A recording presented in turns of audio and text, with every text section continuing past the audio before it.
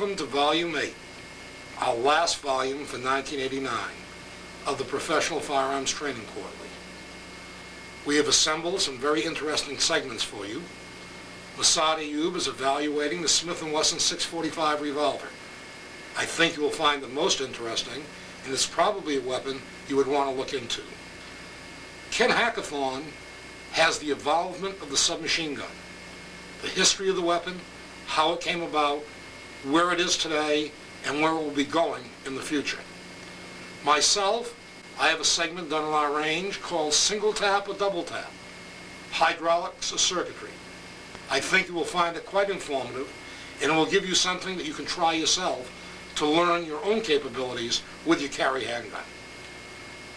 Evan Marshall has a comparison between the Winchester Western Silvertip, the Glazer Safety Slug, and our personal protection system's maximum performance ammunition.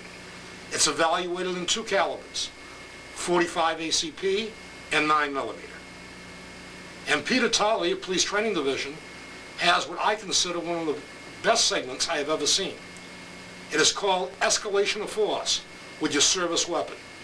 For those of you that carry a weapon for personal defense as a civilian, or those of you that have to carry in your duties as a law enforcement officer, your service weapon, I'm sure this will be very, very beneficial to you. Thanking you again for subscribing, hoping you will continue with us with Volume 9. Volume 9 will be available in January 1990. Thank you.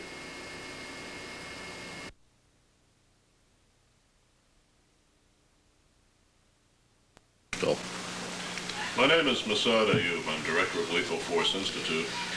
For this segment of Professional Firearms Quarterly, we'd like to discuss a new, or actually a reintroduced revolver, the Smith & Wesson Model 625 series. To my mind, this is, I think, the most practical, most versatile of the heavy-duty defensive type service revolvers. The history of the gun goes back to World War I, the 1917 model by Colt and Smith & Wesson. The United States arms industry had not geared up sufficiently for World War I, and the Colt factory was unable to make enough of the designated 1911 service automatics to fill sidearm needs. Accordingly, they commissioned Colt and Smith & Wesson to make revolvers that would take the same rimless cartridge. It was Smith & Wesson engineers who came up with the concept of the half-moon clip, with 3 of the rimless rounds clipped together with sheet metal, which would allow 2 movements to recharge the 6-shot cylinder. In its time, it was never really a well-appreciated design. Writing in his autobiography, Colonel Charles Askins, once of the U.S. Border Patrol, recalled how the 1917 Colt had been their issue gun, and most of the fellows had given up the Colt 45 new service model in 1917 because they didn't care for the half-moon clips, going instead to contemporary revolvers with rimmed cartridge design that would be reloaded 1 round at a time. Why Colonel Askins and his associates felt that a revolver that needed 6 movements to reload instead of 2 was superior is something that has always eluded me, and I've never had the chance to ask Colonel Askins just what his rationale was. In any case, the real renaissance of this revolver technology came about in the late 1970s and early 1980s with the advent of the full moon clip, the unit seen here being developed by Ranch Products. The 45 ACP Smith revolver has gone through a number of generations over the years. The 1917 was by 1950 redesigned into the Smith & Wesson short action versions and was produced as the 1950 Target with adjustable sights and the 1950 Army, the slender barrel fixed sight police service version. In 1955, Smith & Wesson introduced the updated version of the 1955 Target, based largely on input from Jimmy Clark. Jim of Shreveport, Louisiana, was to become one of the nation's premier handgun smiths, and had also become the first, and to date the only, private citizen to win the National Pistol Championships at Camp Perry without benefit of financial and training support from military or police shooting teams. Jim was the one who advised them, among other things, to go to the longer and particularly the heavier barrel for better balance and better stability, to better hold the weapon steady against the relatively heavy trigger pull. Over the years, the gun later became known as the Model 25-2, and ironically was discontinued by Smith & Wesson in the late 70s, early 80s, at the eve of what would have been its strongest popularity in the civilian sector. At that time, the second chance style bowling pin shooting had become popular, with revolver events that required 8 pins to be blown off the table, including a mandatory reload. The full moon clips, particularly when loaded with jacketed hollow point or round-nosed jacketed ball like this, were just the fastest system for recharging a revolver, faster than any speed loader extent. A skilled and practiced practitioner, men like John Lazaro, were able to practically throw these things into the revolver, close the cylinder, and get back up and running. Smith & Wesson, at that time, was at the nadir of their management approach toward their consumers and their market.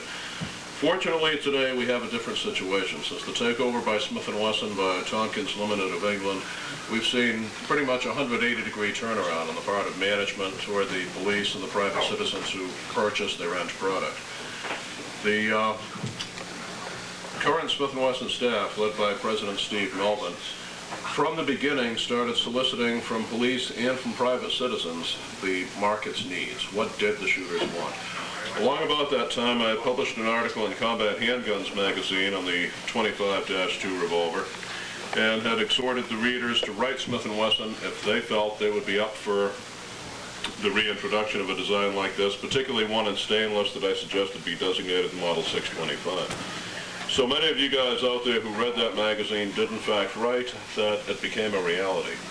Late in 1988, some 5,000 of the new Model 625 revolver were run by Smith & Wesson, and within a week, every single one had been accounted for by the distributors. To give you an idea of how well 5,000 sales in a week relates to the overall market, history shows us that it took almost 3 years for Colt to sell that many Pythons after the introduction of the gun that would become Colt's flagship revolver in terms of civilian sales. This is the Model 625. It's the end-frame Smith & Wesson. Beneath the factory-furnished Packmeyer gripper-style neoprene grips is a round butt cut to K-frame configuration. We have a 5-inch barrel, and it has the L-frame style with the solid underlug and the solid rib, sort of Python-esque, a design first pioneered in the end frames with the classic Hunter 44 Magnum of the previous year. We note also that, at least on this production run of 5,000, just as since 1955 the barrels had been marked 45 caliber model of 1955, this one is marked 45 caliber model of 1988. Unfortunately also is marked a little cattywampus in the lettering, but what can I say, it's not a Rolls Royce. Smith & Wesson is bringing up their quality control, and we see that in this particular revolver. This is one of our samples. And yet, it is out of time on one of the 5 chambers. That one right there, watch, zoom in close.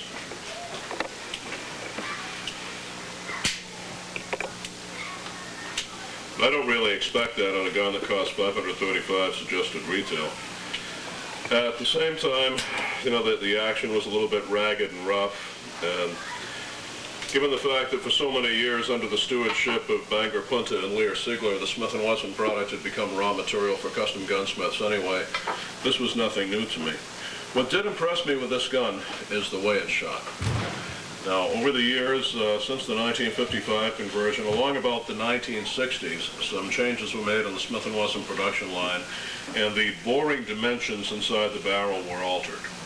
We found that while the 1955s produced subsequently were very accurate with jacketed ammunition, when you shot them with lead, it was about like throwing rocks. The lead bullets just did not take well to that rifling design.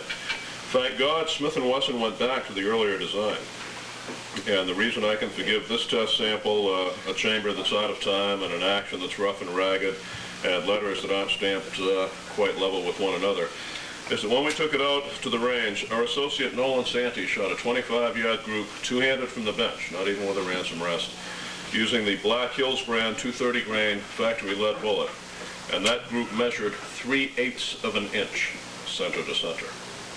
3/8 of an inch group impresses me. I am a cynical man at midlife, and there's not a whole lot that impresses me anymore. 3/8 of an inch impresses.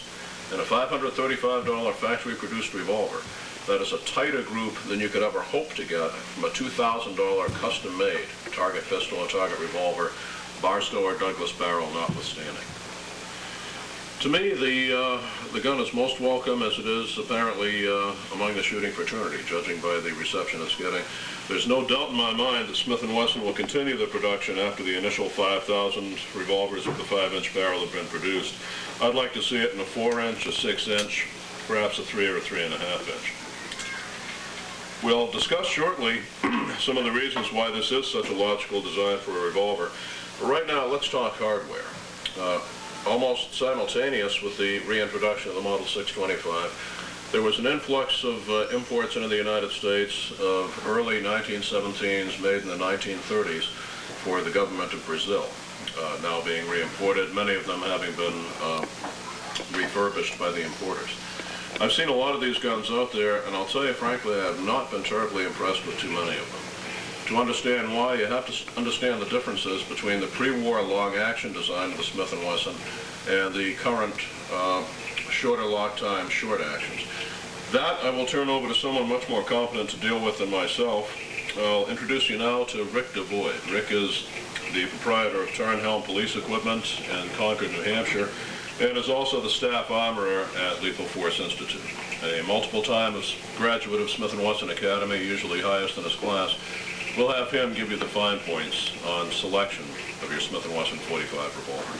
I was asked to talk to you today about the differences between the old 1917 model and the 25-2 or 1955 model, or the new 625 model that's out now. The 1917 model, the ones that I've seen and worked with, the actions are, some of the actions are completely different, even though it's the same model. Some of them don't have the hammer block safety, which can be somewhat of a concern for safety, although it's not a major concern for a target gun. The problem that I saw with them as far as working on them is finding parts for them, because they are a discontinued model for quite a few years. The parts that you do find for them are used. So you got used parts you're putting in a used gun, and it's kind of a hit or miss type thing, trying to come up with a decent action. The other problem that I have seen with the ones I worked on is the bores, for the most part, are pretty well pitted. And of course the outside finish, if you want a nice looking gun, you aren't going to get one unless you spend a lot of money to refinish them. The problem with the pitted bores is, again, accuracy. Maybe for a home defense type situation they might work out well, but trying to build a target gun out of one of these, you have to re-bore them, put a new barrel on them, and spend quite a bit of time doing an action job. So you end up spending more money than what you would for a gun like this that's currently being manufactured. This one shoots well, 1 cylinders at a time, which is not a big problem for any gunsmith or armorer. You're probably talking $25 investment there, and to retune the action anywhere from $30 to $60. So roughly for another $100 you'd have a target gun, obviously without a matched barrel, but this one shoots quite well.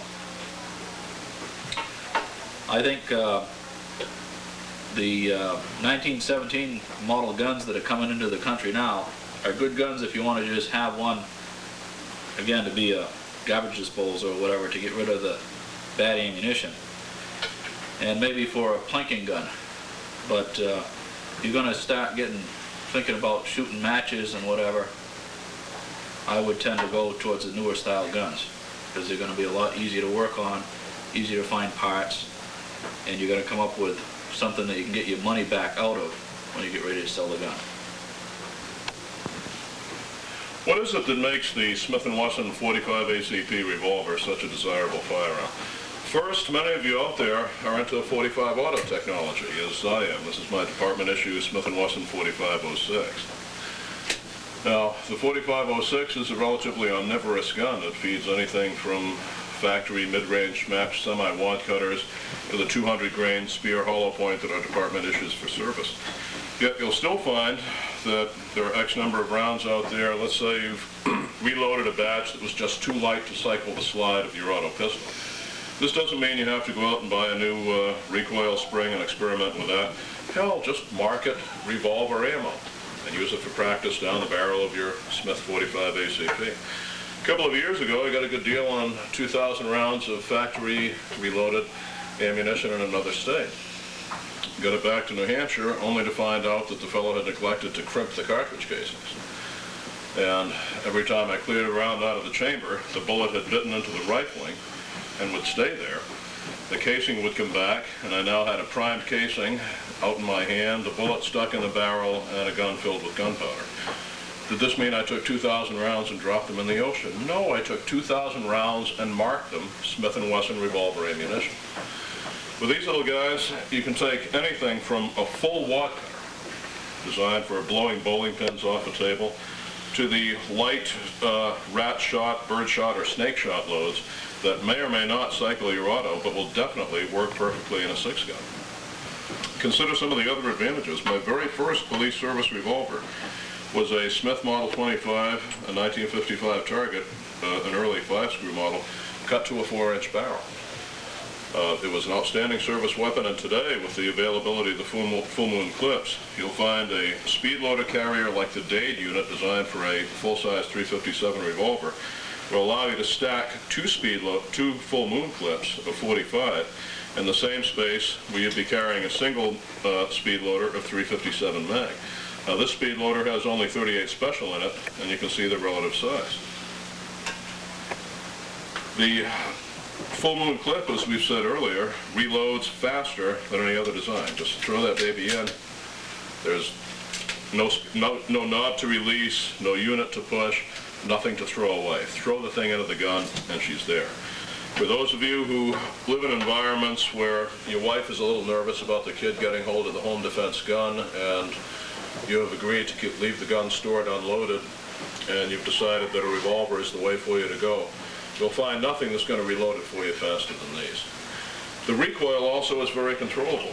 You're talking here around with approximately 18,000 copy units of pressure, compared to perhaps twice that for the standard 357 Magnum. The recoil on these is actually extremely light. A couple of years ago at Second Chance, I was suffering a severe case of arthritis in the wrist of my gun hand, and a 45 automatic, as the slide recoil, was creating a whipsawing effect going into the radius and ulna that was just agonizing that joint. The gun I shot in the main 5-pin match was this one. If the camera zooms in, we've got here a custom Model 25-2 built by Andy Cannon. Andy did a superb action job, as you can see, rounded all the edges on the cylinder release, the trigger, etc.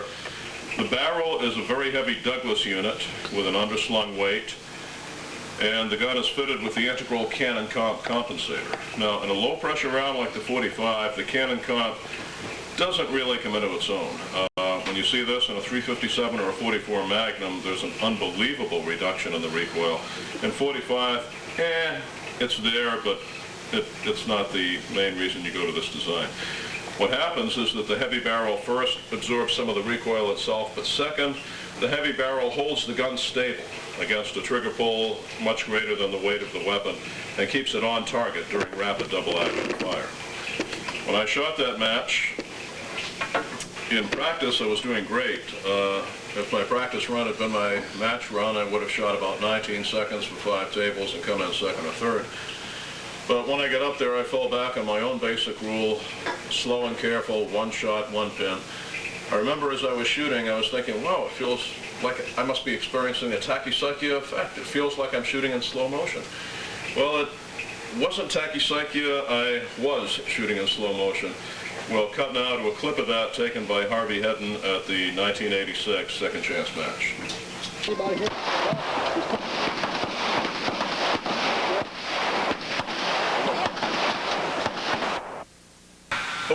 I didn't win Second Chance 86. But at the same time, I also didn't traumatize my wrist any more than it was. You'll find even without the heavy barrel, when you go to the stock gun design, with the same cartridge, the Smith revolver will recoil less than will any conventional .45 caliber automatic. The reason is that so much of the recoil you feel when you're shooting a .45 auto is actually the inertial mass of the slide rocketing back and forth.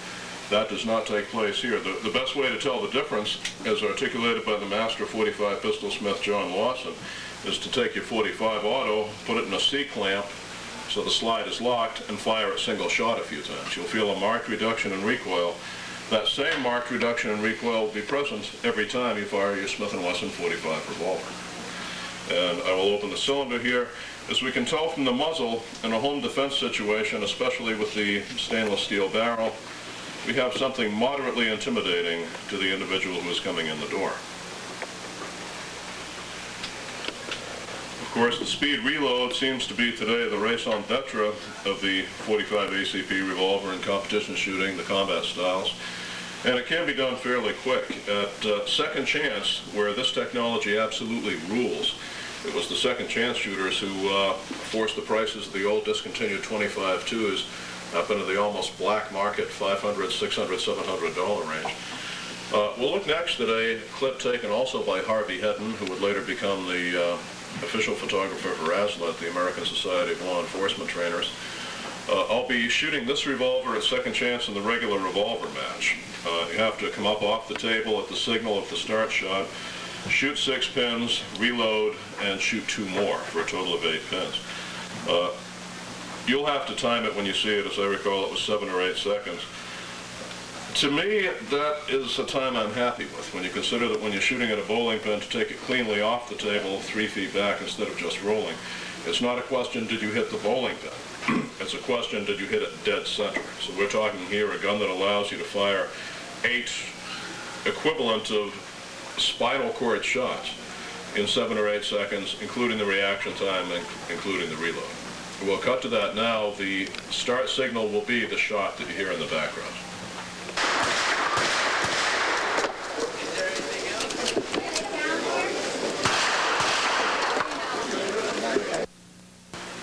Now, you'll find a lot of people at Second Chance who can shoot that 8-pin match faster than you just saw me shoot it. I'll tell you one thing, virtually all of them are using the same technology, the Smith & Wesson .45 ACP revolver and full moon clips. I'll tell you something else. You may be good enough that you can take a conventional .38 or .357 with conventional speed loaders and fire, reload, and fire again faster than I can with this concept here. But I'll tell you something, I don't think you can fire a .38 or a .357 with regular speed loaders faster than you can fire a Smith .45 ACP revolver, reloading with the full moon clips and the hardball. The concept to me makes a great deal of sense. You've got the rapid loading and the rapid reloading. You've got the controllable recoil that you can shoot all day with total comfort. You've got the low pressure round that's giving you effectively .357 Magnum ballistics for all practical combat intents and purposes, and yet is not beating your gun to death. Your Smith & Wesson .44 Magnum, my God, it's the same frame, but I have some of mine with the really heavy loads, the hunting loads, the ram loads, the massive bowling pin loads, going out of time and back to the armor in as few as 100 rounds. I own 4 of these Smith & Wesson .45 ACP revolvers, and not one has yet to go back for a rebuild. And we're talking a total experience exceeding 20 years. I'm a fan of these little guys. I think it's the greatest heavy-duty police service revolver and home defense revolver that ever came down the pike. I think it has a marked advantage for you in any sort of combat competition that's going to involve the revolver. And if you're a .45 auto owner, this is the logical companion gun if you want a little bit of old-fashioned, quaint Edwardian technology. One of the big stories to me with the reintroduction of the 625 was that it sort of marked a regeneration in the corporate headquarters of Smith & Wesson. Before, Smith & Wesson's feeling was sort of like General Motors. You know, what's good for us is good for the USA, and if you don't agree with us, this for you. Well, the new staff at Smith & Wesson has taken a different approach. You'll find today if you send a letter to Company President Steve Melvin, you'll actually get an answer. 'em. And if you doubt that, go ahead and write him and see what happens for yourself. But Smith & Wesson listened when all you guys who read combat handguns wrote in and said, hey, this makes sense to us. You people should bring it back to us. And by God, they did. And let me close by saying something a lot of people never thought they'd hear me say. I've been called the leading and most harsh critic of Smith & Wesson, and that may or may not have changed. But I'll tell you this, I'm impressed by what they've done. What they've done in this case is resurrect a gun so neat that a whole generation of aftermarket accessories have arisen around it. Not just the full moon clips, but those of you who own them know, the problem with the full moon clips is getting the damn things out after you're done firing. I've got now several units on the market for stripping these little guys. My favorite is this one designed by gunsmith Russ Jefferson, who can be accessed through Rick DeVoyd, who carries the stuff, and Rick's address will appear at the end of this videotape. Instead of sitting here breaking your fingernails and, cutting the edges of your fingertips, you simply install this little guy, lock in about a second, you stripped all these little guys right loose, no problem, recharge, refill, and away you go. By the way, any of you using the Blazer ammunition, you'll find the rims are slightly different and do not work well at all with the full moon clips. You'll want to use conventional brass, not the aluminum case Blazer piece. But guys, the technology is there, and it says something good for Smith & Wesson. And I may be the last person you ever thought you'd hear say it, but Smith & Wesson, thank you for giving this back to us.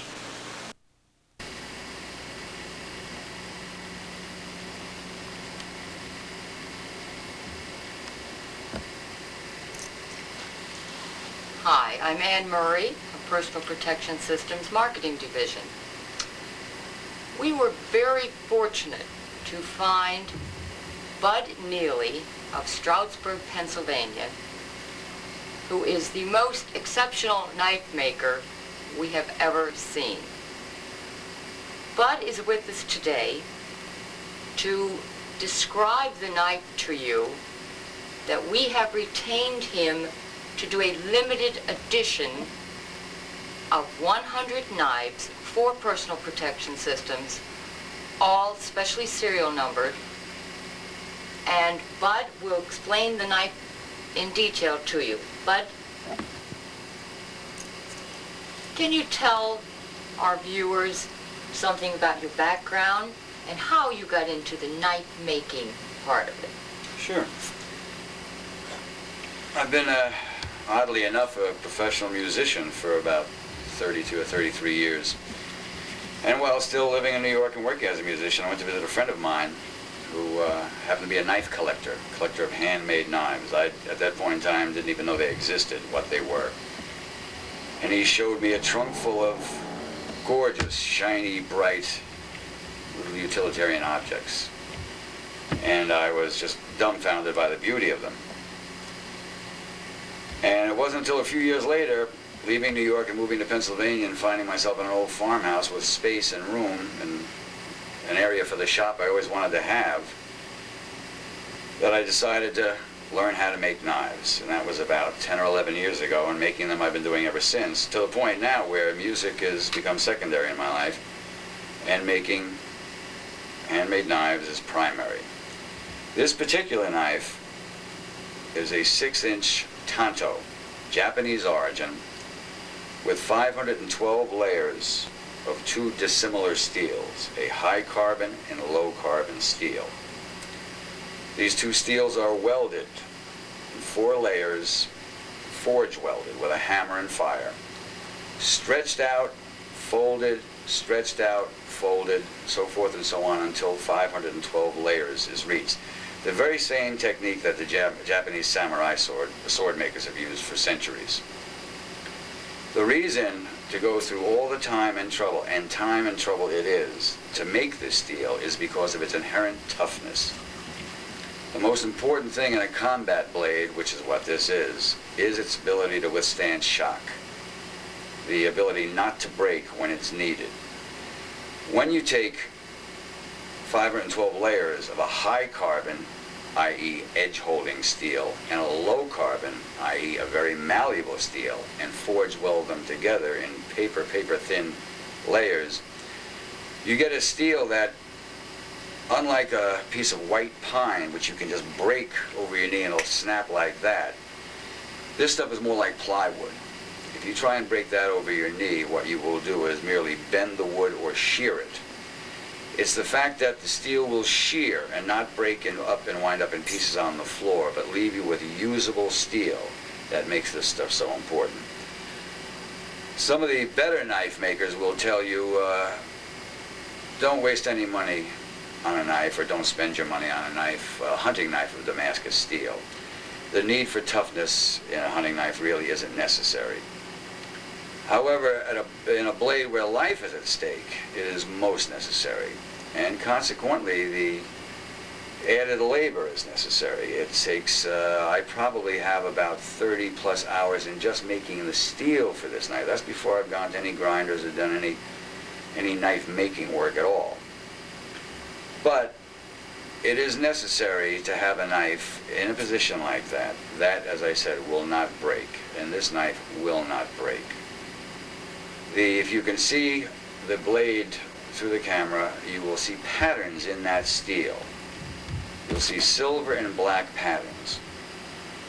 That results from an acid bath. When the blade is complete, before the furniture, before the guard and the handle is put on, the blade is dipped in ferric chloride.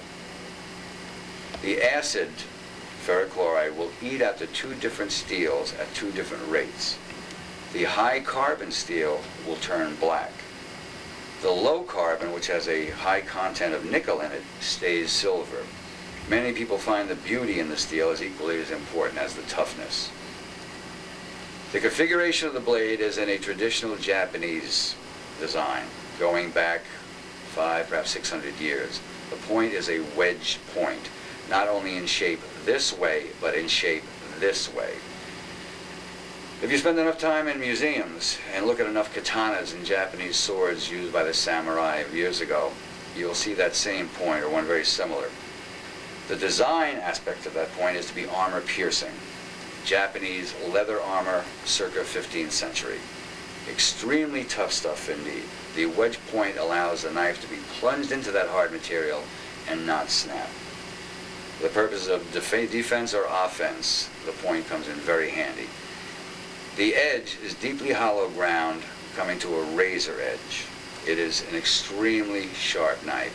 One of the reasons, again, you can get this steel as sharp and as thin is because you have that multi-layered effect. In a pure stainless steel, something that sharp and that thin is at risk of breakage. With the multi-layered effect, the high and low carbon, the risk of breaking is greatly reduced. There's a lot of extra time and trouble that goes into making a knife like this, but then again, when life is at stake, it has to be worth the trouble. Can you tell us something about those sheaths that you make, especially for that knife butt? Each knife comes with two sheaths, both with clips on the back. The sheath is wet molded to the knife. When the knife is placed in the sheath, because of the wet molding, it locks into place. That is going nowhere. There's no metal holding it in, no clips, no snaps, nothing to rust, nothing to break, and yet is easily removed. On the back of each sheath, located in two different positions, are two belt clips. One in the traditional waist position, can be worn anywhere in the waist. The other facilitates the knife in being hung upside down for use in an Alice webbing belt or any other thing you may want to use. There's a thick welt running up the back of the sheath. That conforms to the edge. Because it's armor piercing and designed for leather armor, obviously the sheath designed for it has to be extremely strong. This sheath is extremely strong. That is a good solid ½ inch of leather that form fits to the edge all the way around, thereby protecting the user. The weight of the leather is 9–10 ounce. It is hot waxed and guaranteed for as long as the knife is around. fascinating story. I just love the way they're put together and the beauty. Thank you so much for stopping in today, Bud, and letting my viewers know all about the knives. And if anyone, I know people out there will want your knives, we do have, again, the limited edition. If you want a special serial number, please call us and we will reserve that number for you. It will take several years before this edition is completed. Just call Personal Protection Systems. Thank you.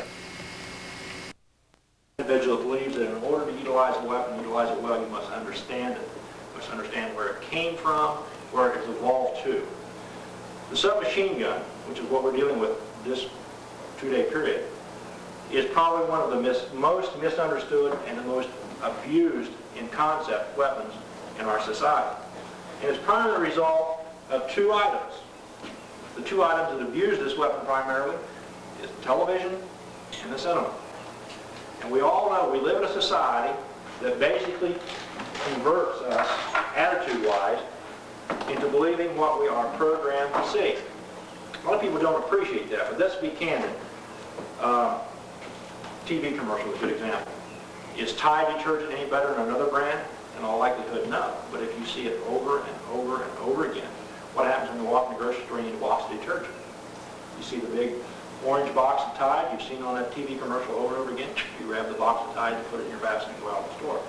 This effect is pretty dramatic in life. Most of us don't understand it. Certainly the people in marketing and advertising do, very successfully.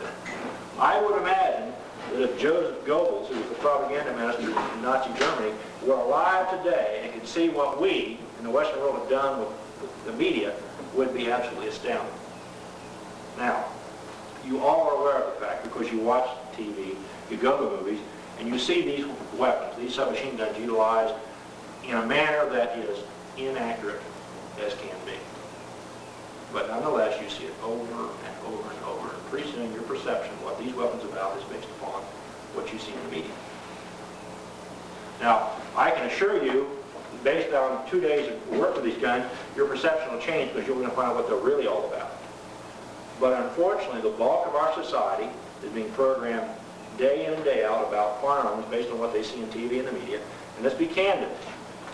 Over a period of time, history can be changed. We're all aware of it. And what we know for a fact, that is reality as far as the utilization of the weapon, can be distorted to the point where sooner or later, what in fact is fallacy becomes fact. So, to a large degree, my theory is, even though we're a very small sector of the gun-owning populace, one thing I like about this kind of program is the fact that you all can go back to your respective areas, and when the subject of submachine guns come up, are they good, bad, or different? Hopefully, a little breath of sanity will come out of your mouth in regard to your attitude about what these things are, and you can set people straight. You know, there's a tremendous amount of negative attitudes about automatic weapons. The submachine gun in concept came about not long after the turn of the century. Actually, its roots come in the First World War. Now let's remember what concepts of warfare were at that point. We had evolved to the point where, in essence, by the turn of the century, armies lined up on this side and on this side, and they shot it out until the one with the least people standing lost, and the one with the most people standing was the winners. And that's the way warfare was fought. Now it evolved some. And we all know that at the turn of the century, when the machine gun came out, the heavy machine gun came out, it changed that dramatically. The tactical aspects changed. But the First World War, which had a dramatic effect upon our society, the thing that happened was we got involved in trench warfare, very static. Enemy on this side, us on the other side, exchange of artillery and mortar fire, and apparent would pretty much dictate it was almost a standoff war, a war of attrition. Occasionally the troops would venture out of the trenches and try to overrun or take the position to the enemy. And most of you know it's pretty futile. So what happened was, in the concept of warfare was, we can't line up 6 battalions of infantry and take out of the trenches at 7 o'clock in the morning and rush the enemy without severe losses. What we need to do is at night send patrols out to probe the enemy defenses, probe for weaknesses, and do their best to find those locations and then penetrate them. What the troops had think about it historically, what the troops had were long rifles, the original German 98 Mauser, not the Car 98, but the original was a long weapon with a huge bayonet. The American troops were issued Springfield and Enfields, long rifles, long bayonets. The British was the lead. Right? And the end result was long rifles, long bayonets, not very good for close quarters combat. Repetitiveness of fire was very slow. So when you're up and moving and assaulting the trenches, the only thing that you really had going for you was the support of a heavy machine gun, because you were walking along, you couldn't do very well bolt and weapon and firing as you moved. It wasn't very effective. And Lord help you when you got into the trenches and close with the enemy. Because at that distance, at the distance we are here, that rifle was pretty ineffective. It became a hand-to-hand combat situation. The Germans suffered from the same problem we did. They realized that at close quarters combat, they didn't have effective weapons. We had hand grenades, but the problem with a hand grenade, if I threw a hand grenade in a trench 10 meters ahead, I was also at danger as well as the people I threw the grenade at. We realized the problem, and as always is the case, particularly in matters of personal combat, necessity is the mother of invention. So somebody said, we better make some changes. The Germans reissued an artillery Luger, a long barrel Luger with 32 round snail drum in it. The Germans very rapidly figured out that that is a good weapon for close quarters combat. Because once you drop in a trench, you either had a hand grenade, a bayonet, or a pistol. And obviously the pistol with 32 rounds is pretty good for cleaning out a trench. The American troops, same thing. They discovered that the 1911 pistol, 45 caliber automatic, was a pretty good close quarters combat weapon, but nonetheless the firepower that they had at their disposal wasn't really ideal. So on both sides, the concept of what was known later referred to as a trench broom, the idea was born, and the approach was by the Americans as a mean of expediency. As you remember, they shipped to France a lot of 97 Winchester shotguns, a lot buckshot. We call them trench guns. The concept behind that was that once the troops got into the trench network with the Germans, they had a close quarters weapon that is very efficient. We all know a shotgun with buckshot at close quarters is a rapid firing, multiple target weapon that's very efficient. The Germans took a little bit different approach. They started work on and designed the MP-18. They're the ones that established the technology that basically said we're going to build a pistol caliber carbine with full automatic fire. The weapon they came up with is called the Machine Pistol 18, a la 1918. It used the Luger snail drum, 32 round snail drum. Unfortunately, the time they perfected and built the gun, they built a couple thousand, but the war came to an end. So it was not really a combat tested weapon to any great degree. But the Germans obviously were aware of the fact that this was a viable piece of gear for close quarters combat. If you remember, the war was over with, and it's so often the case after the war, everybody goes home and they want to forget about weapons, and they want to forget about development. But in the United States, the development went on. And as most of you know, General Thompson, U.S. Army Ordnance Corps, designed his weapon, which we've got an example of here, the 1928 Thompson. But in about 1919, he came out with his original Thompson 45 caliber submachine gun.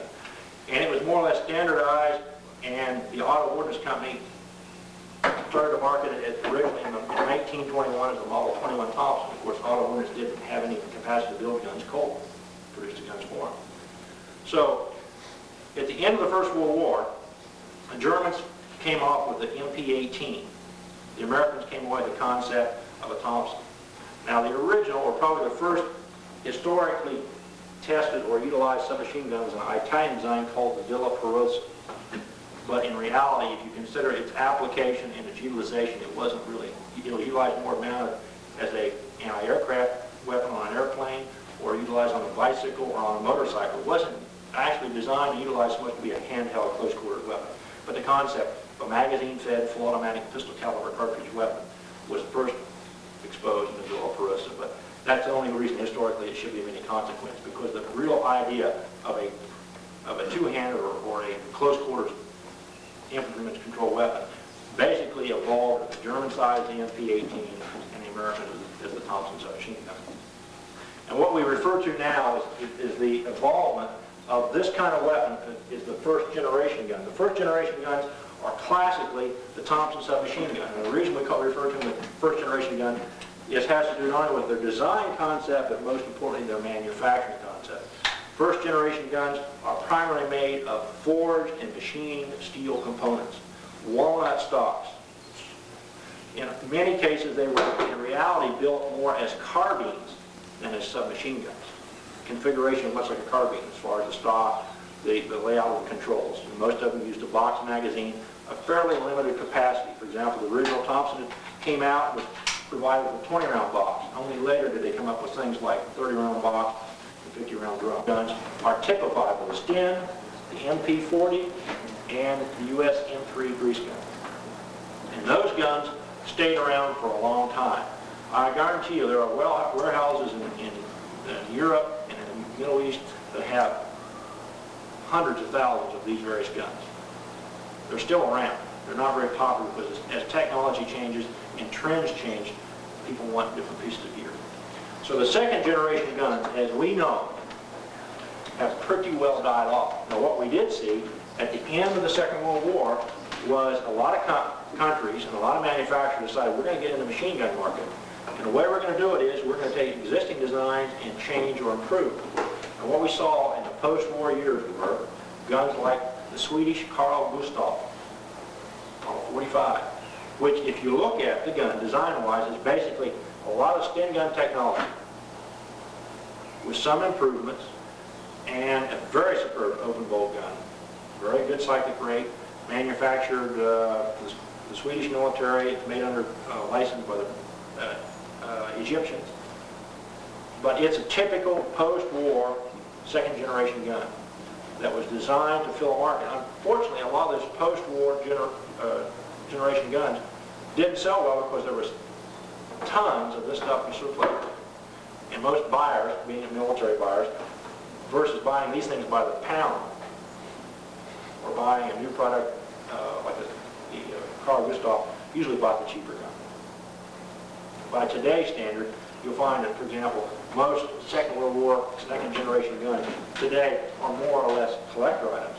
People who buy them in the United States buy them just as an item of their collection, not so much as a working tool. Okay, second generation guns. Now, once again, the submachine gun was at its most popular peak as a military weapon in the Second World War era. Now, things happen. For example, the submachine gun is chambered for a pistol cartridge. Remember that. It is chambered for a pistol cartridge. The most common being 9 to 19 millimeter, 45 ACP, 7.62 Type P Soviet pistol cartridge. Those are the three most common. Now, what happens? One of the drawbacks, and the major drawback of this weapon, is the fact that it is chambered for a pistol cartridge. A pistol cartridge does not have much range capability. It has limited penetration in a combat environment, and it simply does not have the target incapacitation capability. When compared to a rifle, it's a very weak round. And all of the users in the second grade Hate found that out. They quickly discovered that this round is limited in its tactical approach. The first people to figure that out, once again, was the Germans. The Germans said, we know that the submachine gun is a great weapon. It's great for close quarters combat. Submachine gun's major virtue is that it is ideal for close quarters combat. How do we define close quarters combat? 25 meters and under. 25 meters and under is what constitutes close quarters combat. But unfortunately, as we know in a military environment, often targets present themselves beyond 25 meters. Matter of fact, what we found since studies have been taken since the Second World War, whether it's been Korea, Vietnam, Rhodesia, Israel, all the statistics compiled pretty well tell us that most effective small arms fire is delivered between 0 and 200 meters. Beyond that, the average infantryman is not very effective with small arms. But the point of it is, the submachine gun as a close quarters combat weapon really hurts when you get out 75, 100 or farther. The Germans were very aware of this, and they sent to work in about 1942, late 1941, to develop what was now referred to as the assault rifle. Their concept was a Sturmgewehr, a weapon chambered for a low-powered rifle cartridge, what we call an intermediate round. And they saw the viability in it. The weapon they designed, as you all know, became the MP43 or later the MP44. Very effective weapon. They set the standard once again. Soviets are no dummies. Like we all know, they're no dummies.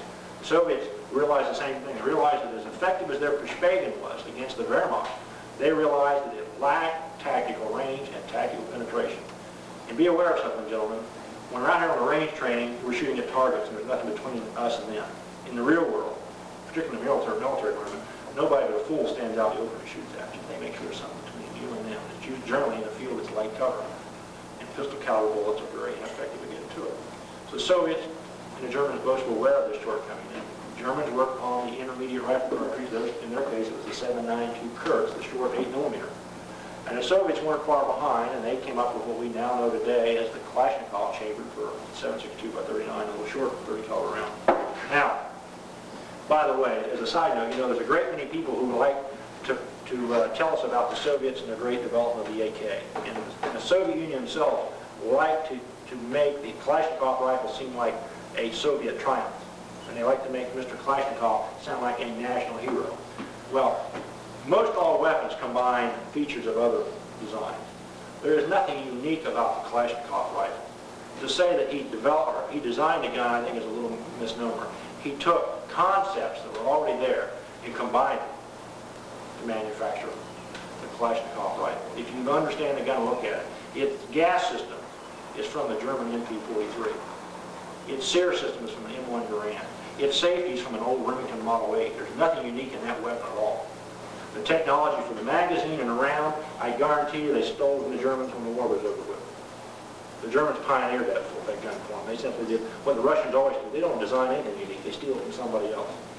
They produce a rifle now that's known as evolved into the Kalashnikov, a number of models. People ask me, what's wrong with the Kalashnikov? Two things are wrong with the Kalashnikov.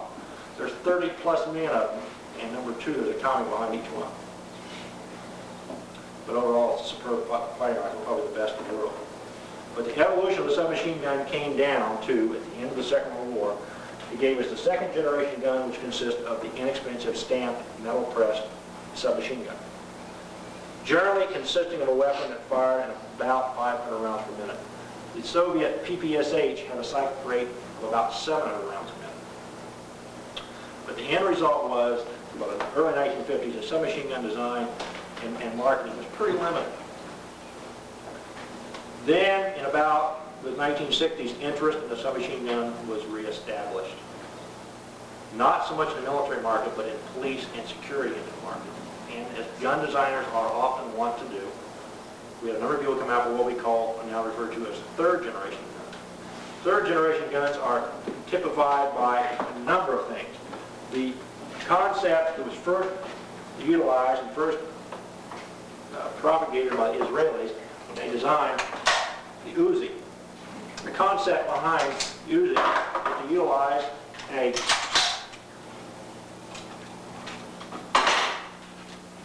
bolt that telescopes over the barrel. And once again, the Israelis, although the Israelis often like to take claim for this design, there's absolutely nothing unique or Israeli about it. They took, in essence, the Czech Model 23 and 24 submachine gun, which utilized the concept of a barrel that is telescoped over the bolt. Previous second generation guns always used the barrel here and the bolt like this. And generally ended up with a gun that either had a very short barrel or a barrel that was so long that the gun was unhandy to use. The Israelis took a look, and those Israelis are famous for taking other people's designs and improving it. That's why they have such great military equipment. They took the Czech 23 and the Czech 24 series submachine guns, which utilized this technology of a telescoping bolt, and built a gun that was easy to produce, mass-produced with stamped metal parts, plastic components, and came up with the Uzi. And that set the trend for third generation submachine guns, which normally utilize very inexpensive stamped parts,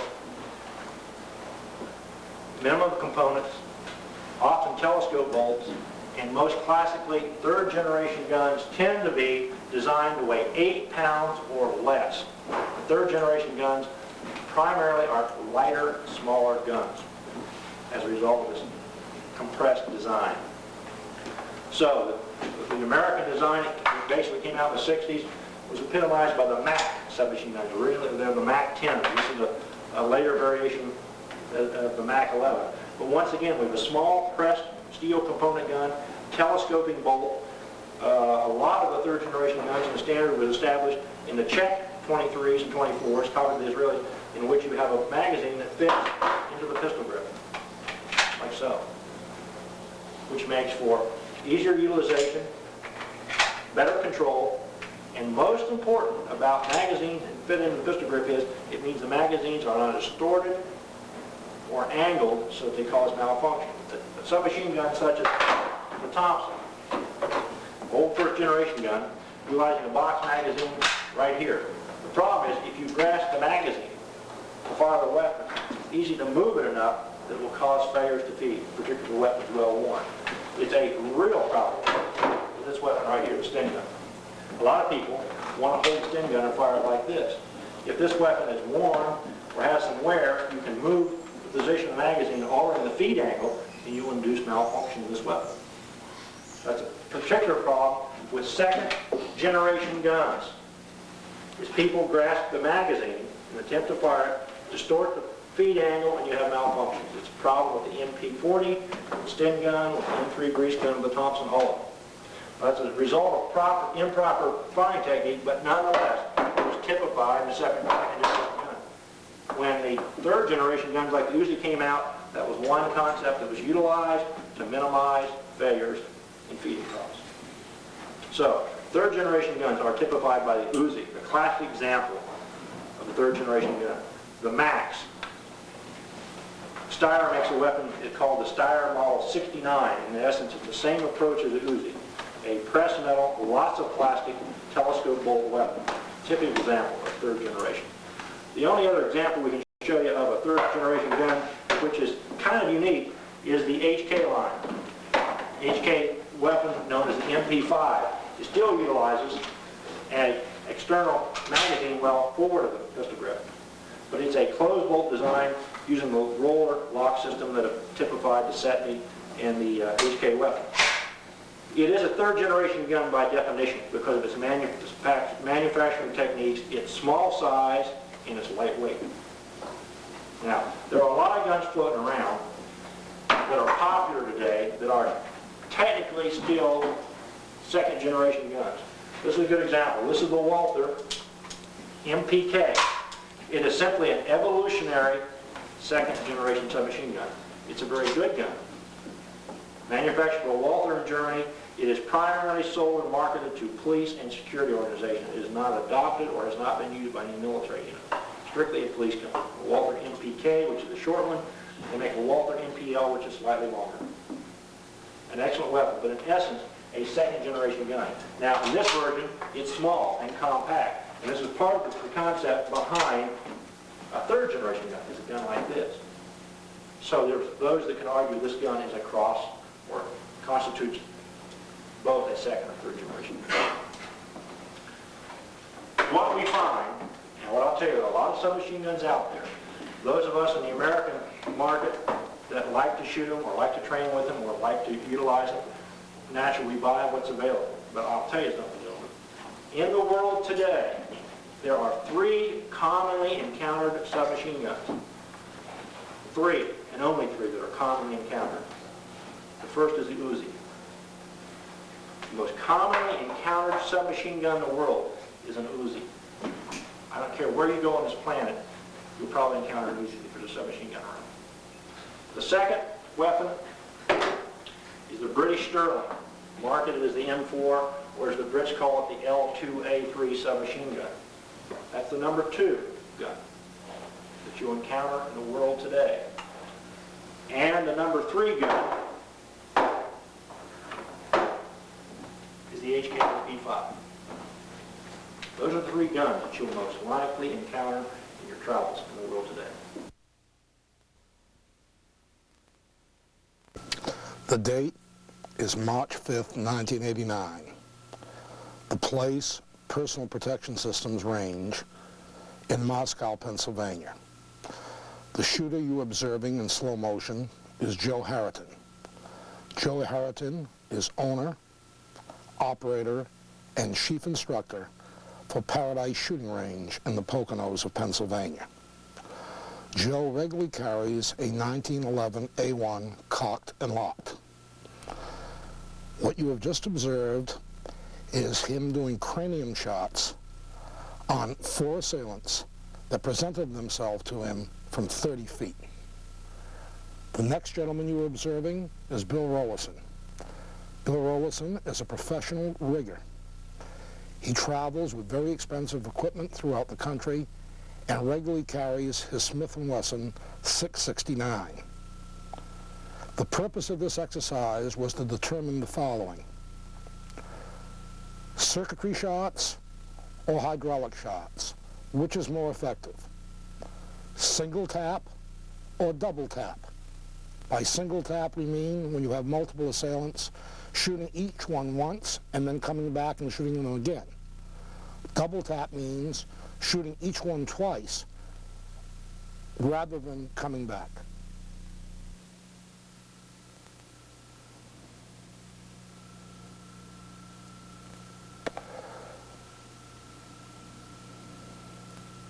The final shooter you're observing is Michael McMahon. Michael is carrying a Glock 19. He is employed full-time by Systems Innovation out of Halstead, Pennsylvania, as their chief instructor, training police officers in VASCAR, speed timing devices. Because of his work, he goes out with police officers at all times and always carries a weapon, because there are times when being with these officers, he may have to use it in self-defense. Make your own analysis. What makes more sense? Single tap, double tap, circuitry, or hydraulics? Cranium only, or one shot on each target and come back. Total of 8 rounds fired, 2 head hits on each target. Does it make any difference whether you go from right to left or left to right? That's your option. Neither is acceptable. But you will explain to us why you did it a particular way when you threw. Okay, zip you all the way up, and on the buzzer, you will draw your weapon and stop. You never know when that buzzer's going to come.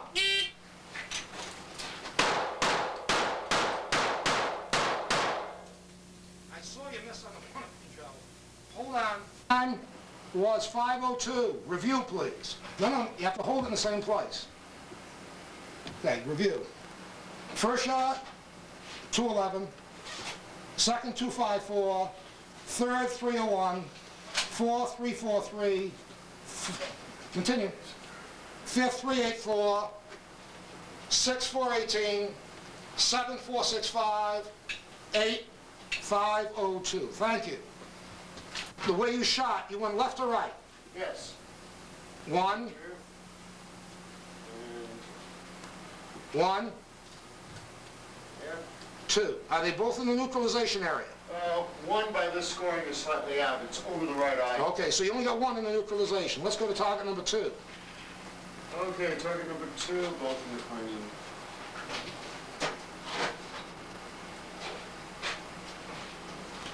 Target number 3. Number 3, we got Stand aside so I can see, please. one between the eyes and one here. So you didn't get it in the cranium on target number 3? No. Only 1 in the cranium.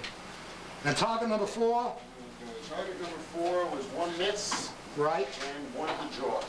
Pardon? 1 to the neutralization area. Just 1. Yes. Only 1. I saw your bullet go into the wood to the left. Left? Yes, in fact, I'm sure this camera will pick it up. Okay. You had a choice of going from left to right or right to left. You had a choice of double tap or a single in each, right?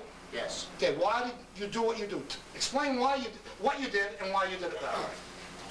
As an IPSC shooter, you tend to double tap targets, and it's just a matter of habit. I'm not sure which would be better in a real life situation. Okay, if you were going for cranium shots, you're better off only doing 1 at a time. The reason being, by the time you get to the last target, he's got you. Yes, I would accept that. Okay, any reason why you went from left to right instead of right to left? Just the way I prefer to shoot. I'll tell you why, because in IPSC, that's the way they usually do it. Actually, if you're right-handed, you're better off going from right to left because you have more control of the weapon that way. If you're left-handed, you're better off going from left to right. Now, if you're a member of a tactical team, where you and your partner are going in, if you're both right-handed, one of them has to, do it the opposite way. An ideal team member, though, is a left-handed man and a right-handed man. Thank you. You never know when it's going to happen. Thank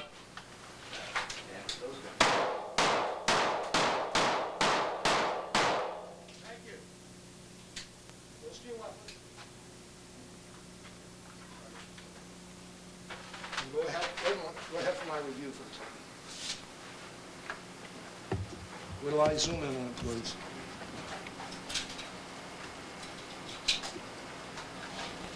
Okay, total time was 5:09. Okay, where did you go, left to right or right to left? I went right, or left or right? And then you came back again? Right. Okay, show us your hits, please. 1, 2, Okay, both in the neutralization area of the head. yes. Okay, next target, please. I have just one, and it's right on the line. Okay, and you threw one besides. That wouldn't have been neutralized, because with the skull there, would have Glanced. glanced off. Okay, next target, please. Okay. I have 1 She would have been dead. We're going right into her medulla of her brain through the eye socket. and 1 miss. And one miss. Last target, please. 1 Yes. and 1 miss. Fine. But the one would have gone in the eye socket. So you would only been in trouble with one target, basically.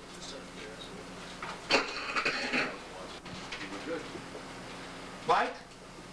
Mike? Hey, Mike! Can you hear me? Yeah.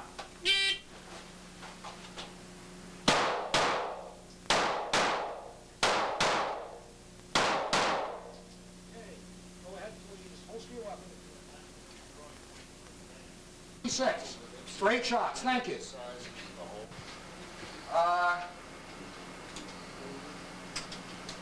Two misses right here. 2 misses.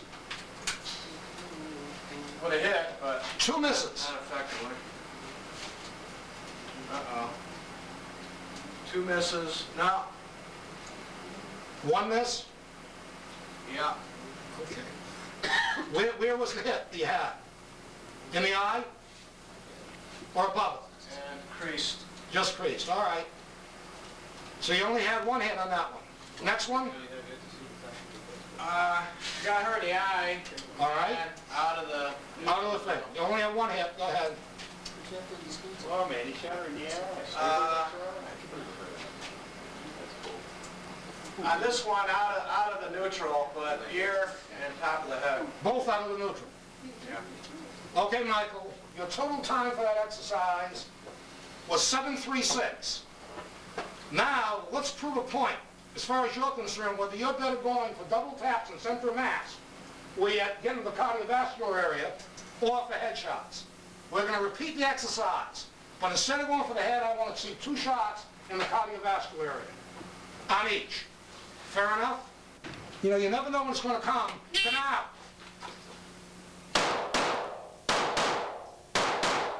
Thank you. Holster your weapon. Go forward on the time. Let me zoom in on it. Hold on a minute. 6:08. Less than for the cranium shots. Let's see if we have 2 hits on each. Thank you, sir. First shot. First, 2. Neutralize. let me see the 2 neutralization shots. 1. Is that in or is that on the line? No, that's it. Okay. Neutralized. 1 neutralized. Yep. 1 isn't. Not neutralized. That's an awful marginal neutralization. He would have killed you. Okay. The leg? Okay. Got her. 1 out, 1 in. Okay.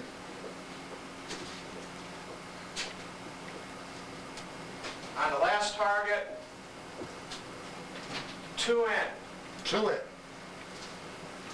Okay, after you're through tapping him, I want you to stay there, turn around, and I want to ask you a question. Your time was 6:08. Stay there, sir. If you had to do it over again, you had a choice of either exercise. It was a real scenario. What would you go for, headshots or cardiovascular? You personally, cardiovascular. And why? What is your reasoning for it? Because at least 90% effective as opposed to the head. As opposed to the headshots. Thank you. Give you a soul, love you. Yes. You never know when it's going.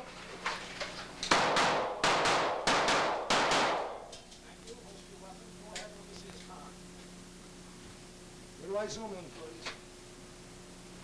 Total time, 4:28. That was 8 shots. Bill? Call them off as you go. One right here, Yeah. one right here. Yes, sir. Just getting warmed up. One right here. Yes, sir. In the neutralization area. Yes, sir. One right here. Yes, sir. One right here. Yes, sir. One right here. Yes, sir. One right here. Yes, sir. One right here. So you neutralize Yes. in a total of 428 seconds. Takes more All right, while you're down there, if you had a choice of going for headshots at 30 feet or cardiovascular, what would you use? I go cardiovascular. And the reasoning behind it 100% effective for me. for you. Thank you. Joe? Now, Joe, you know I'm a stinker. You know that, don't you?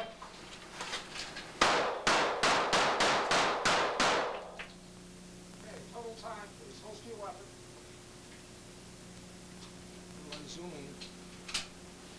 439. Thank you. Joe, go down, tab them, and tell me if they're neutralized.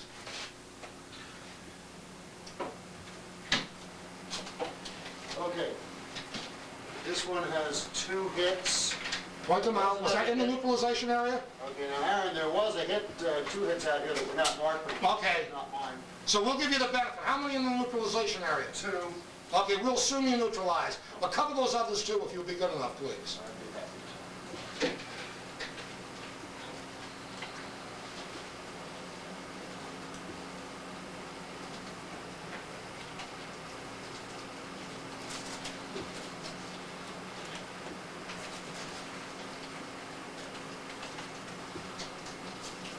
These were here. Okay. Okay, on this guy, we only got 1 neutralization hit and 1 off to the side. All right, sir.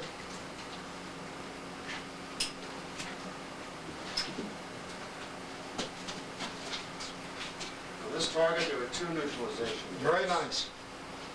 I can tell that was your favorite target. Oh, I assume you like the weapon. I like girls. Okay, just checking. Target hit here and another one here. Are they both in the neutralization? Oh, yes. Thank you. If you turn around and tell me, stand there. Again, you have the option of going for cranium shots or for cardiovascular. Which would you go for, and what is your reasoning why? Well, at 30 feet, I think I would go for the cardiovascular hit because of the more assurance of hits. Keeping in mind, however, that the cardiovascular hit would take a real life assailant some time to be totally incapacitated, whereas a cranium hit is generally instantly incapacitating. Generally, only if you're not on the top of the skull. The skull is hard, it would ricochet off. You want to get in the eye socket, the mouth, the nose area. Then you have a very good chance of the bullet going into the medulla or brain, which would be an instantaneous stop. Yeah, let's go. Okay, thank you. You're welcome. Now, it's Glazer safety slug. Ryan.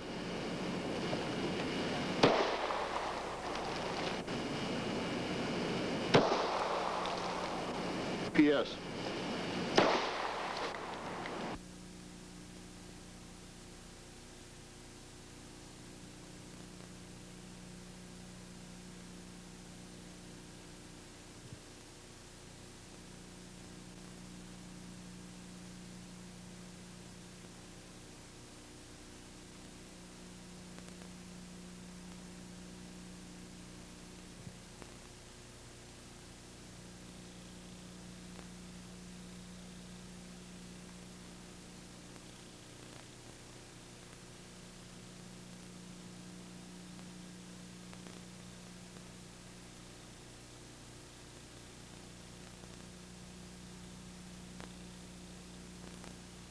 Three milk jugs that you just saw. First one was a Glazer safety slug. Second one was Winchester silver tip hollow point. Third one was the 45 auto load from Personal Protection Systems. Probably most people are familiar with the Glazer. It's a pre-fragmented slug which consists of a number of small shot with a glass-embedded Teflon plug on the nose. A very lightweight bullet driven at very high velocity, and it's a very popular round, and is one that there are a lot of claims made for, which probably just like every other round, some of them are true, some of them are false, some are halfway in between. The second round was the Winchester Silvertip 45 hollow point, a very popular police and personal defense round. It's a 185 grain bullet from the 5-inch barrel, averages about 950, 960 feet per second, right in that range. The third round is the 45 autoload from PPS, which of course is not a well-known load. It's a very lightweight bullet driven at very high velocity. 10 rounds out of my Smith & Wesson Model 645 averaged 1,552 feet per second. Produces good accuracy. Again, it's not a target load, and it produces more than acceptable accuracy for combat situations. And as you saw, if you take the time to review the beginning of the segment, you see that all of the three jugs, of course, that the PPS load caused the greatest impact and reaction. Of course, water as a test medium is like any other test medium that we have to be very careful in how we interpret it. You should understand one of the reasons which the Glazer is so popular in many circles is the fact that if you shoot it into a water jug, it doesn't exit the back of the jug. Unfortunately, the amount of penetration of a milk jug like that full of water is insufficient in many cases to get adequate penetration. And so what happens is that often, I should say sometimes, the Glazer isn't penetrating as deep as it should. And that's not really so much the fault of the round. It's designed to be a very fragile slug, and it succeeds at that. The problem, of course, is that penetration is not always bad, and often that we need a sufficient amount of penetration to achieve what we want to achieve.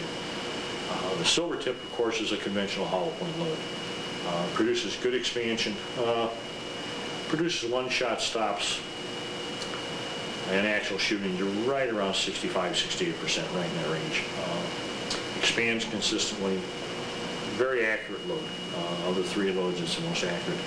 The last load, the PPS load, of course, is designed as an anti-personnel round. Like other lightweight bullets, like the Glazer and similar rounds, it should basically be used in close-quarter defense situations. Beyond 25 meters, rounds such as the Glazer and the PPS start to shed velocity, but at close range, it has all the earmarks of being an excellent load. I only had one actual shooting with it so far. The round impacted on a hold man, didn't hit any bone, and expanded impressively, and the hold went down now. One round obviously does not give us much of an indicator, but the fact of the matter is that it did what it was supposed to do and holds a lot of promise. Again, when we pick a bullet for defense, we need to understand that it may need to serve a multitude of needs, and in fact, while we design it or intend it as an anti-personnel round, that in fact we may find that it has to go through some sort of barrier before it can hit the bad guy. The Glazer, of course, we run into problems because it's such a fragile round and it's designed to come apart. It does just that. And often in situations where people are behind a moderate to substantial barricade, or there's some sort of inanimate object between them, the Glazer, of course, comes apart. Silvertip, of course, is designed to produce expansion, but not to disintegrate. But the problem is it's not going really very fast, and it's not breaking 1,000 feet per second. So sometimes it doesn't have the sufficient penetration to get through inanimate object barricades, protection, or at least what your opponent thinks might be protection. It's hiding behind. Of the three, the PPS load combines both. It gives you it's a high velocity, lightweight round. It'll shed velocity quickly, so downrange beyond 50 meters, it's less of a threat than other more conventional rounds. And yet, because of its high velocity and its rather substantial copper bullet, it produces good penetration on inanimate objects. And yet, in spite of its high velocity, it won't penetrate soft body armor, which of course is a real concern to police officers. I think by and large, if you look at these loads, of those three, I think that the PPS holds the most promise. Hopefully down the road it'll see wide enough circulation we can get some extra shooting results. But at this point in time, if I was going to carry a 45 automatic, that's a little bit carry.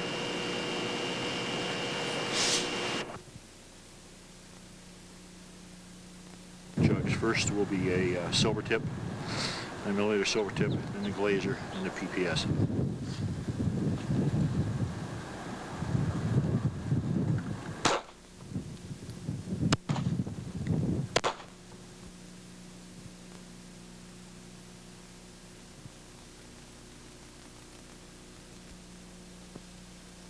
And this is Winchester silver tip.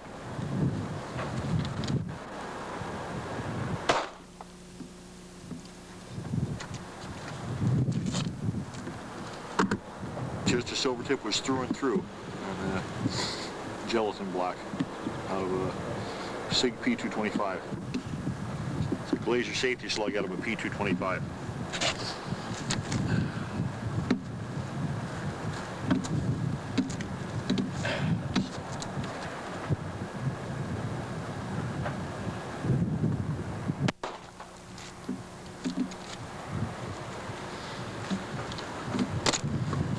And there's the cup of the jacket there at the base. The shot pattern dispersed into the block.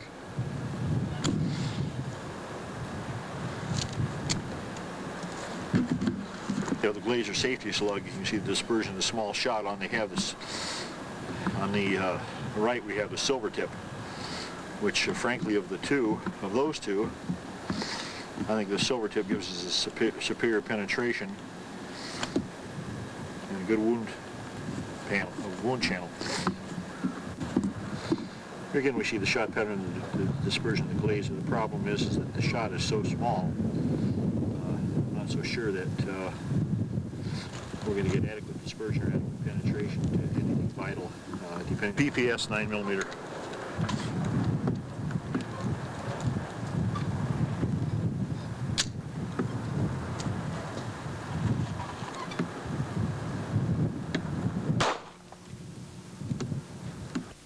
Gelatin blocks that were shot. The least impressive and the least amount of damage that was done to the gelatin block, of course, was done by the Glazer safety slug. The next step up from that, of course, was the Winchester silver tip, and the most impressive was the PPS 9mm load. Obviously, when we're talking about artificial test mediums, we're talking about just at a test medium. While I think that people like Marty Fackler have been able to come up with a formula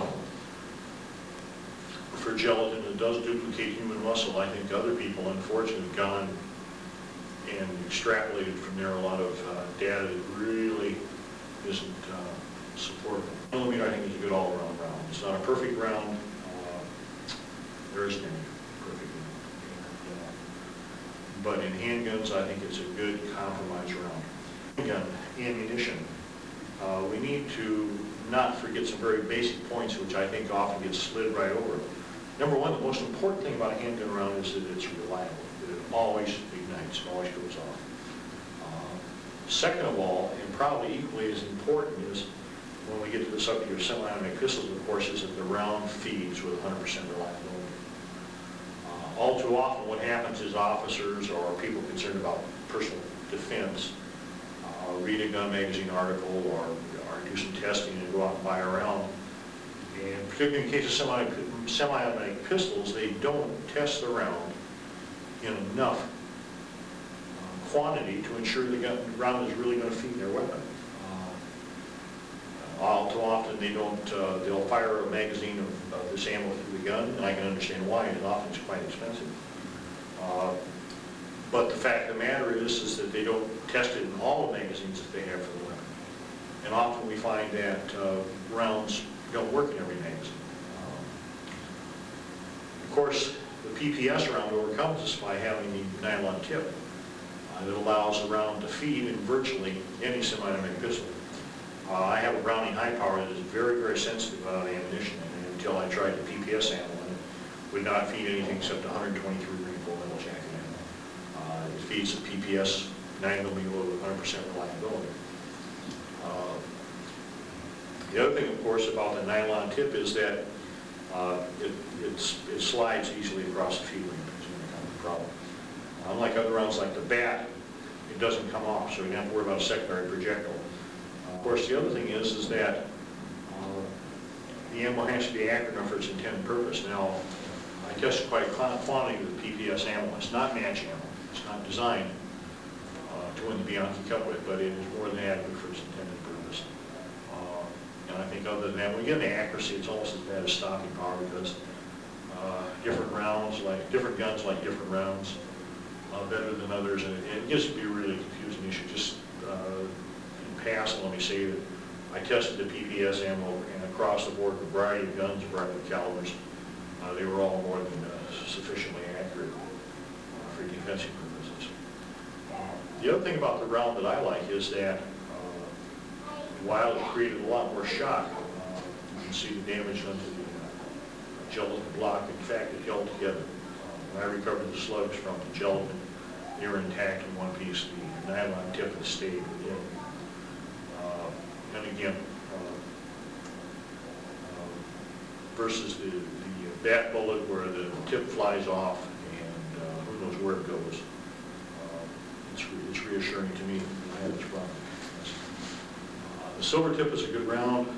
The problem, however, is that sometimes the very size of an ammunition company can work against it, and we've seen some changes in the round. And you should know that ammunition factories load to pressure, they don't load to velocity.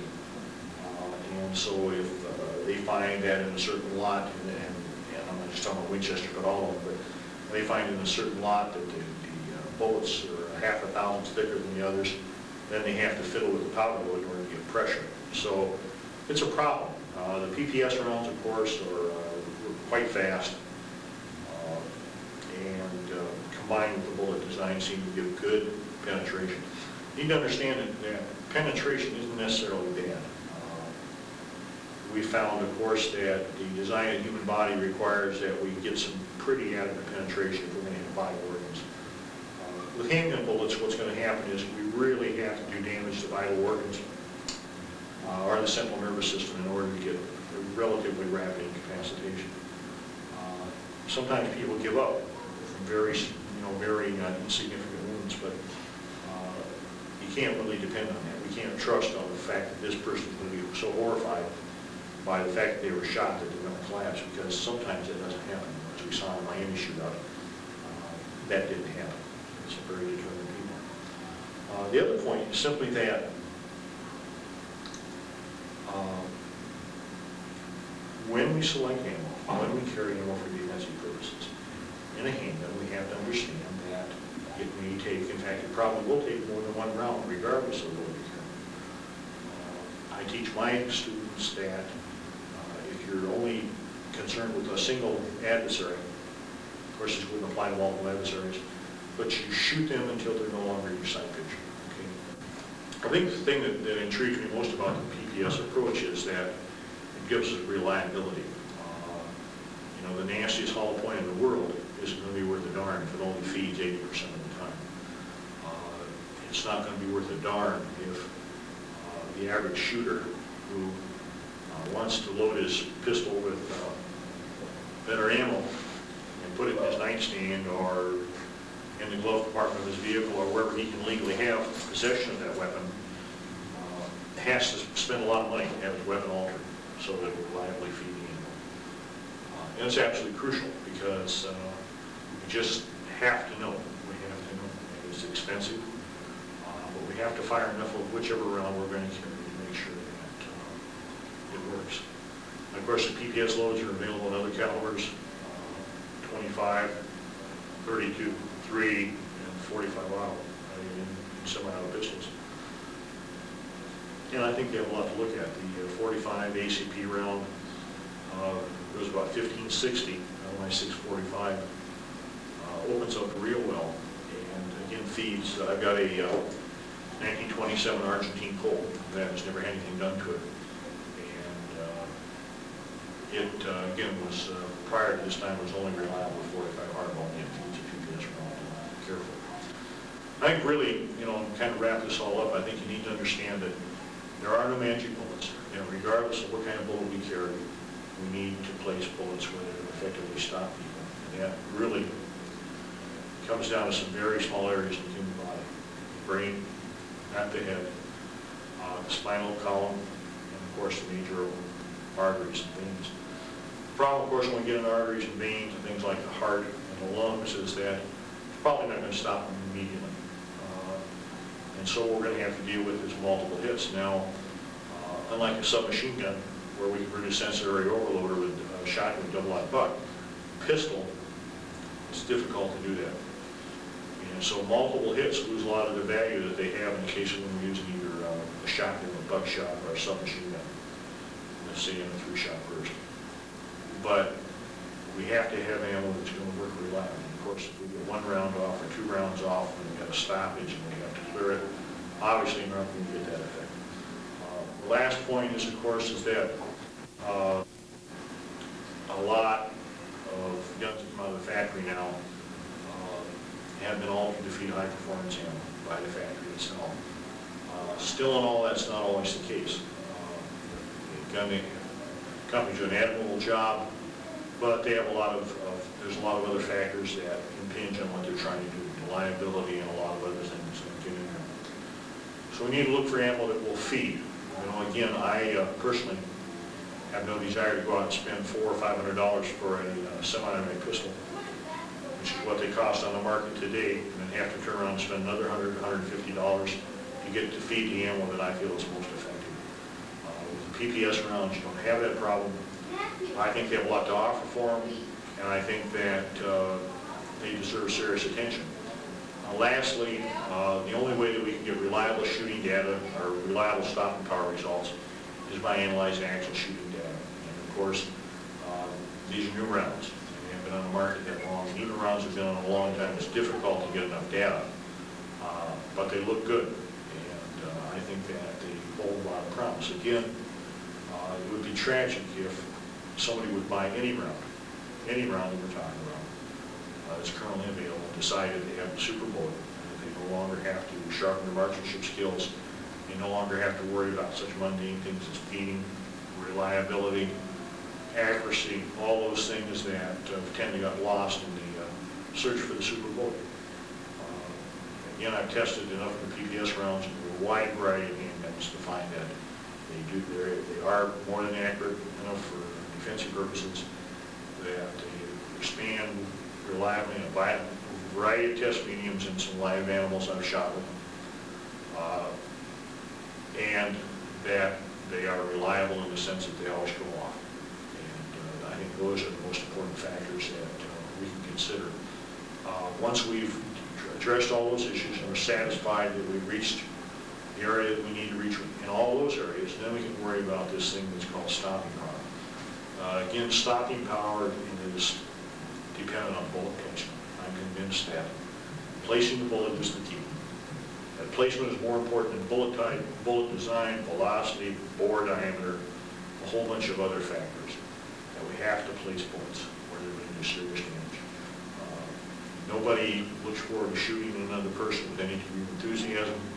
However, we have to understand that there are situations where that's not only justified, but in some instances required. So I think that this line of ammo has a lot to offer it, and you should be looked at carefully, and coupled with proper marksmanship skills, I think that it can take a lot of the worry out of being illegal.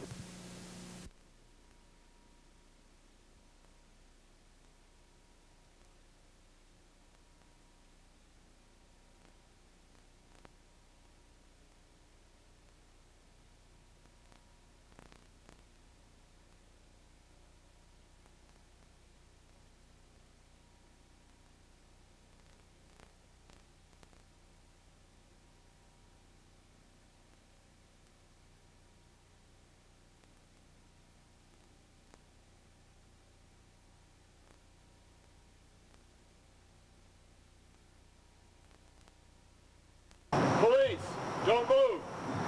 One of the most common things a police officer has to do in his day-to-day routine is challenge an offender. Much more frequently than a police officer has his firearm in his hands and actually shoots it, he has it out and is using it to control a situation in which a shot is never fired.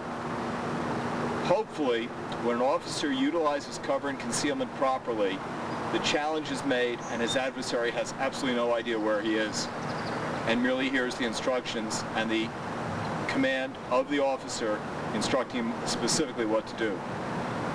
One of the interesting problems we wind up with is there are situations in law enforcement where cover is not readily available. When I first came on the job approximately 20 years ago, we were given the advice, you leave your firearm in the holster unless you plan to take it out and shoot someone. Or at least they used to say, unless you plan to take it out and use it. We know that's not correct information any longer. However, many officers have no idea what to do between the stage where the firearm is holstered and when it's actually pointed at the subject. They assume it's either sitting here in the holster or drawn and pointed at someone. The reality of the situation is there are several different levels of escalation. Depending on the type of student we're working with and the type of environment he's training in, we may have anything from a simple 4 or 5-step procedure up to an 8 or 9-step escalation of force procedure. Let me give you an example of how this works cold, and then we'll show you what the effects are when it's actually shot.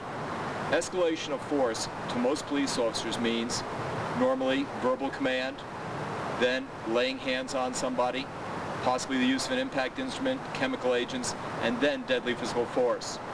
However, within the firearm itself, we have several levels of escalation. For instance, a common challenge like, "Police, don't move," can be issued by a uniformed police officer, and the mere presence of his firearm is there, and that's by far the lowest escalation. It's also the slowest way for the officer to eventually get the gun into use should it be necessary. Simply by escalating slightly to, "Police, don't move," the officer has now apparently escalated the level of the potential of his readiness by showing that his hand is on the gun and he's poised to use it. On the other hand, by doing that, by grasping the gun and being ready to break the snap and continue his draw, he is actually in a situation where he can deliver the shot much more rapidly than he was standing here with his hand off the gun. The next level of escalation we have, other than hand on the gun, looks like this, where the officer is standing there commanding the person, "Police, don't move." Obviously, this is a much more ready position, and if you are the opponent or the adversary, you're aware that the officer is at a heightened stage of readiness. This will again shave some time off of the time required to deliver the shot from holstered hand on, and almost half the amount of time for holstered with the hand off the gun. We have two other possible escalations. One is with the gun leveled right at the subject. "Police, don't move." In which case the subject is being commanded exactly what to do and is aware that the officer is not only giving him a challenge, but is also extremely ready to execute it. If you'll notice, my trigger finger is off the trigger in this case, and this is specifically how we teach it. The trigger finger does not enter the trigger until two things occur. Number one, the muzzle is pointed at the subject, and number two, the officer has made the decision to fire. At that point, the finger can enter the trigger guard and actually make contact with the trigger. So we have a regular level of escalation. Let's review it very quickly. The slowest, "Police, don't move." The next most ready condition, "Police, don't move." The third, "Police, don't move." The fourth, "Police, don't move."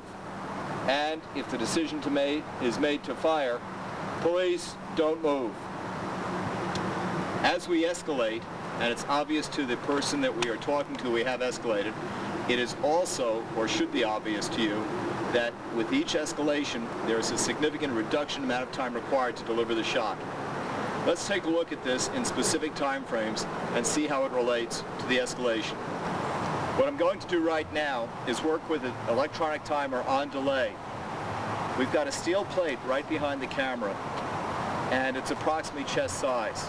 The object will be on the beep to hit the plate, and we'll see what the various times are, and then we'll discuss this shortly. The first one we'll do from a regular interview stance.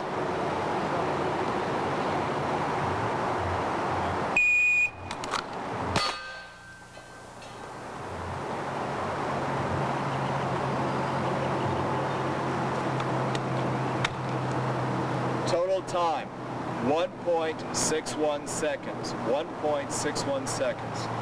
Now, the next escalation would be hand on gun.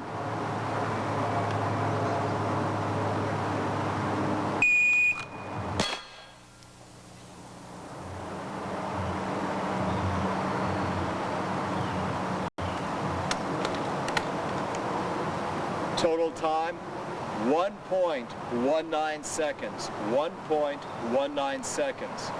So as you can see, we've saved approximately almost half a second merely by having our hand on the gun to start. The next level of escalation is obviously in a low ready position.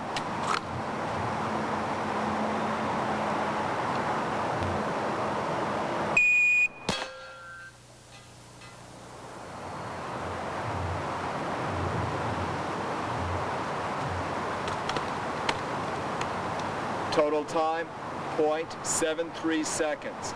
Again, we've taken off approximately 0.4 of a second from the hand-on position. The next two we're going to show is the one we teach and the one that's often used. And we'd like to show you the difference. This will be a position in which the shooter is actually covering the target with his finger off the trigger.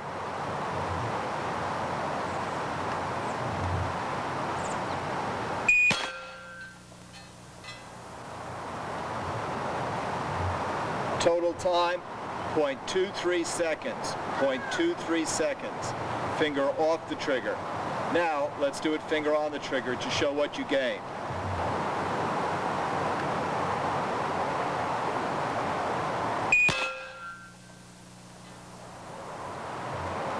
.17 seconds. 0.17 seconds. So the difference we saved was the difference between 0.17 and 0.23. Obviously, we're saving 5/100ths of a second by having our finger on the trigger versus off. The way we teach it requires that two criteria must be met for the finger to be placed on the trigger. Criteria number one, the muzzle must be in the direction of the subject. Number two, the decision to fire must have been made. If either of those two criteria do not exist, the finger remains off the trigger.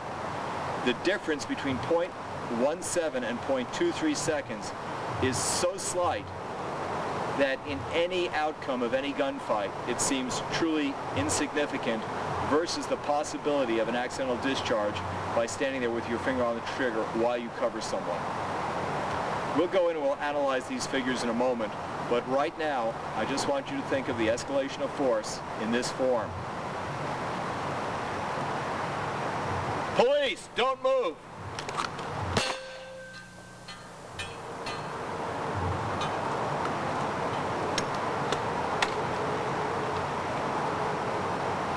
Police, don't move!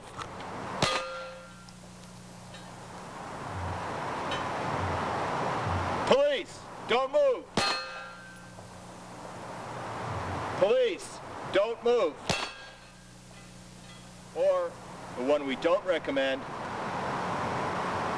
police, don't move. That's the escalation. Let's see what those numbers really tell us.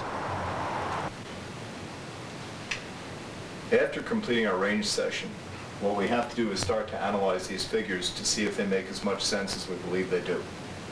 Let's take a look at what we've got here and see if we can explain to you why we've arrived at the procedures we currently teach. Number one here says holstered, hand off.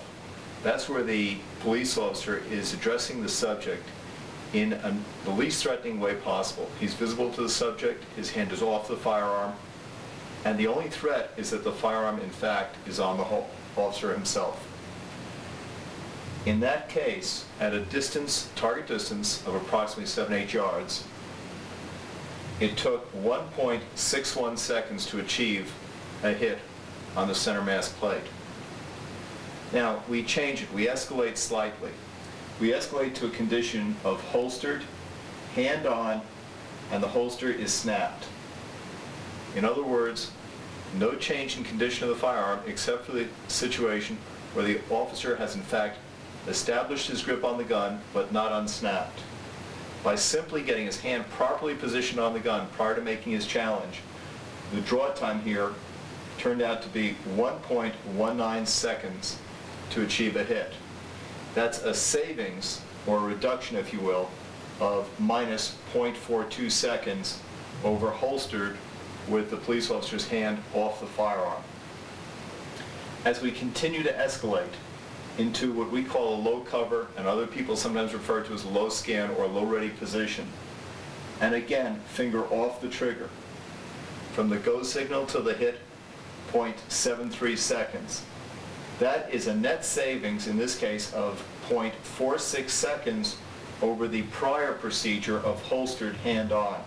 So the shooter initially saved 0.42 seconds by merely moving his hand to the gun, and now by having the gun withdrawn and held in a low ready position, the shooter gets to 0.73 seconds to deliver the shot, or roughly 0.46 seconds less than the holstered hand on.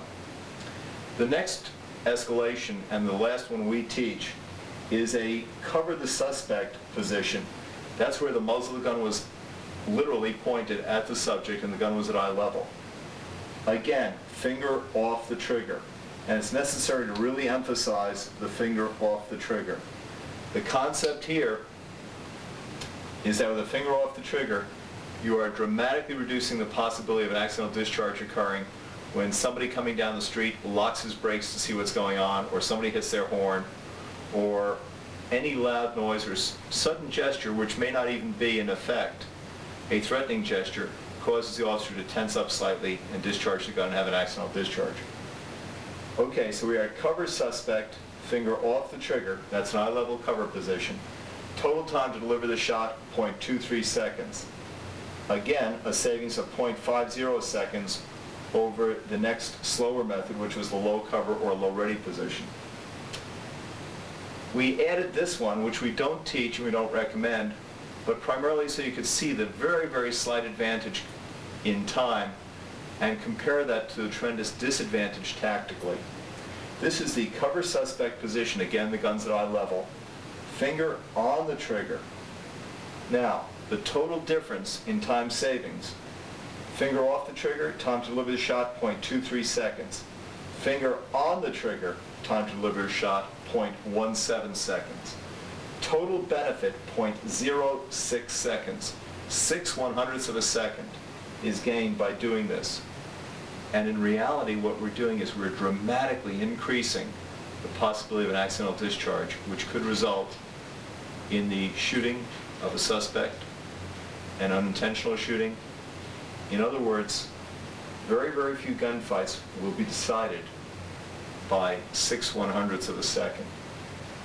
Now, if we take this out because we don't teach it or recommend it, and we look at this simple escalation, what we're really taking a look at, and the way we explain to our students, the average person, is that if you take the average shooter's draw time from an interview stance, hand off the gun, just standing there talking to the person, we generally say that for each escalation of force, you save approximately half a second for the average shooter. And using that as a general rule, you can see our 0.42 is fairly close to half, 0.46 again, 0.50 just happened to fall right on. And those are significant changes. 6/100ths does not seem significant in evaluating the amount of risk involved for the very, very small amount of time gained. Now, all of these situations regarded a situation in which the officer does not in fact have cover available. And that's a small percentage of the time. Very often an officer gets himself into a position, unfortunately, where he has not made good use of the cover. The best possible solution for the challenge is from behind cover. If cover is not available, from behind concealment. If those things are not available to the officer, he should at least understand this hierarchy of escalation of force and then select the most appropriate position for the threat that he perceives. I hope this is tied together fairly well for you. Go out and try it. I think you'll find these times are very consistent. We found that they work this way over a very, very large sampling. We've been doing this for a number of years, and our experience has been that the general rule of half a second gained to the shooter's advantage for each escalation of force seems to hold pretty well for the average shooter. Thank you. See you next month.